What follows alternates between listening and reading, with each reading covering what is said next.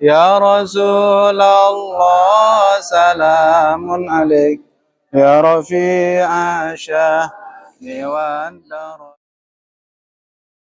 أعوذ بالله من الشيطان الرجيم. بسم الله الرحمن الرحيم. يا أيها الذين آمنوا كتب عليكم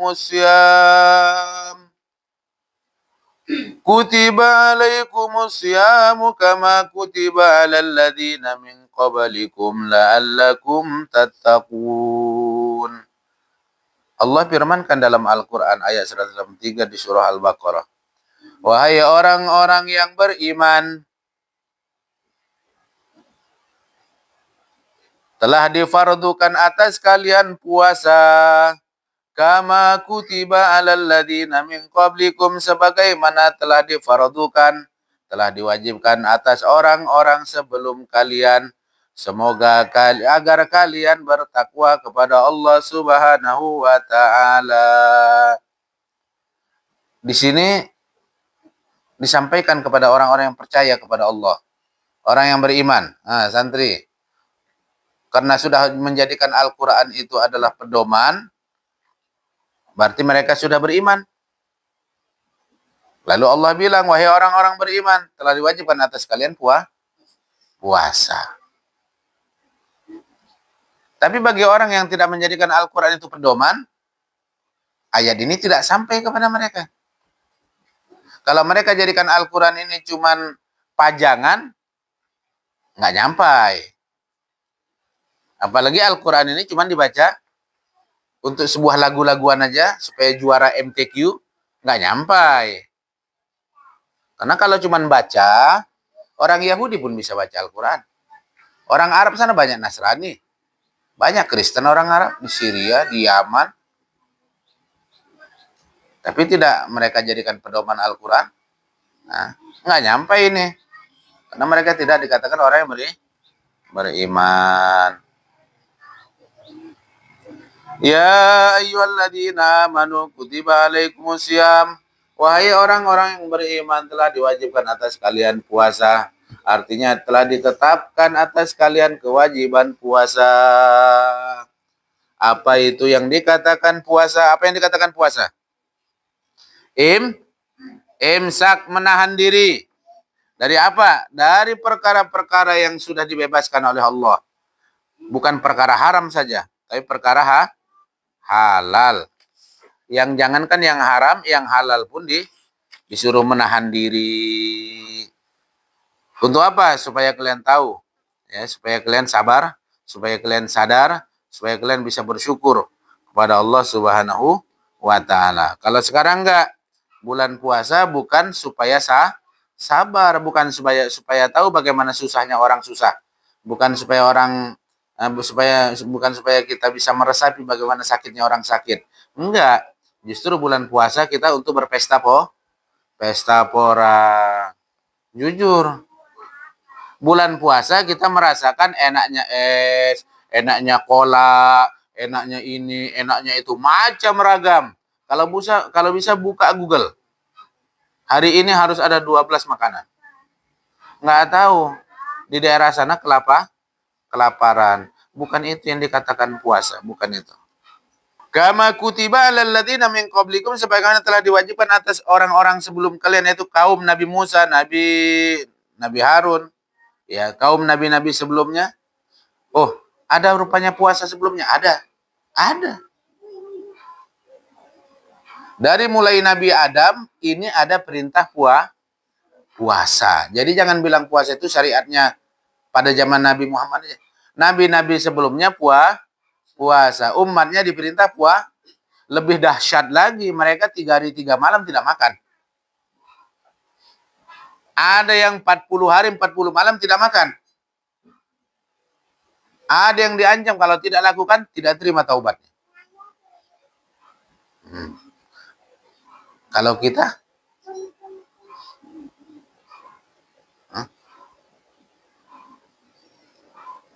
karena Nabi Adam pun ketika turun dari langit, turun dari surga ke bumi, puasa. Berapa lama puasa? 1 bulan. Maka diperintahkanlah syariat Nabi Muhammad umatnya untuk berpuasa. Cuman ada kemudahan puasa di zaman kita. Cuman di waktu siang. Siangnya puasa, malamnya qiyamul lail. Siang puasa, malam salat berdiri menghadap kepada Allah, imanan wa ihtisaban, ghufira ma taqaddam. Sebarang siapa yang siangnya dia puasa, malamnya dia berdiri menghadap Allah Subhanahu wa taala, ya. Karena iman kepada Allah dan mengharapkan balasan dari Allah, maka diampunkan dosanya. Diampunkan dosanya.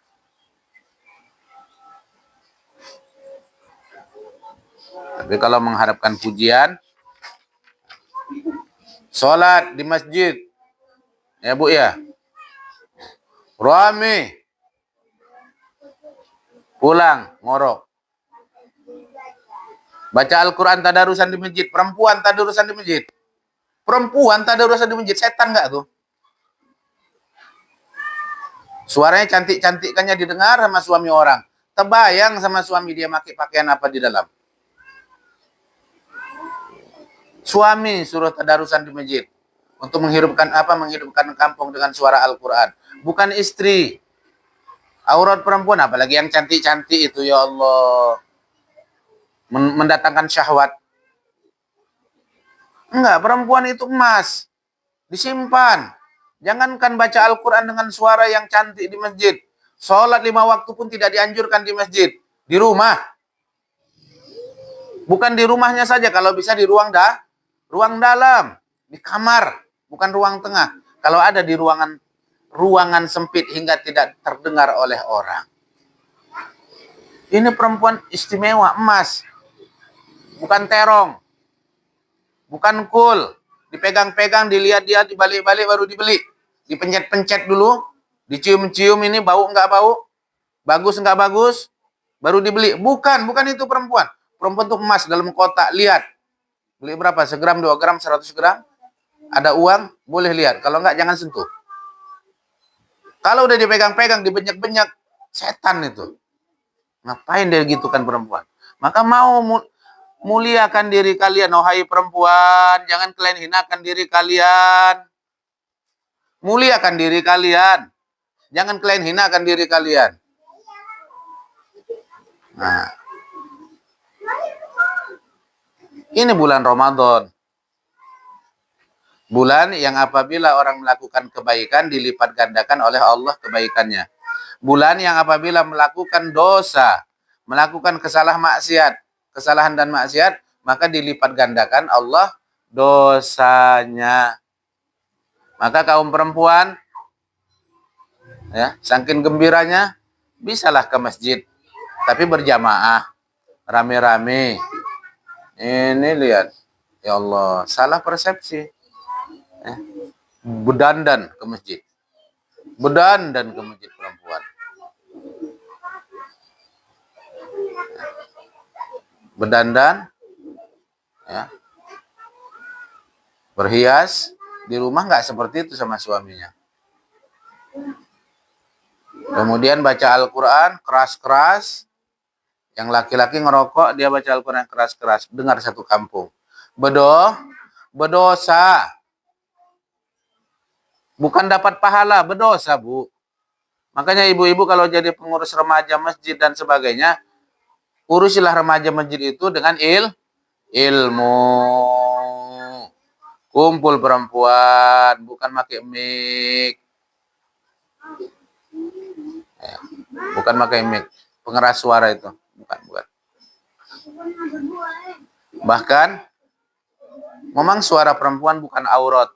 Tapi in khafat fitnah. Apabila takut fitnah, maka suaranya menjadi aurat. Bahkan jangankan suaranya, sendal perempuan, baju perempuan yang dijemur depan rumah. In khafat fitnah, apabila takutkan fitnah, orang akan melihat baju itu. Datang syahwatnya, paling tidak tahu apa yang terjadi pada baju itu dan sendal itu. Maka itu menjadi aurat, itu menjadi haram.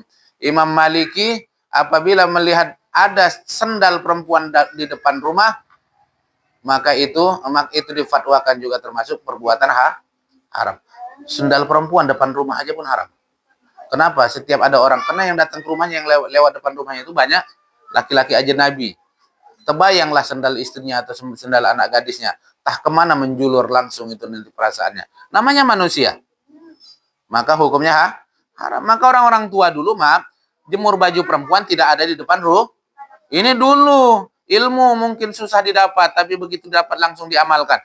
Di dalam rumah perempuan menjemur pakaian, alat-alat yang kira-kira itu sedikit berbau bermakna sensitif itu. Nggak ada baju perempuan kecuali mungkin baju terusan dan sebagainya. Kalau dipakai nggak dipakai ya begitu yang terpandang. Ketika memakai pakaian-pakaian dalam itu di dalam rumah, ya, terkurung. Orang-orang tua kita dulu seperti itu. Maka ini bulan Ramadan. Kembali, tahan diri, imsak daripada perbuatan yang dilarang oleh Allah Subhanahu wa taala. Orang-orang terdahulu wajib puasa. Orang umat Nabi Muhammad wajib puasa.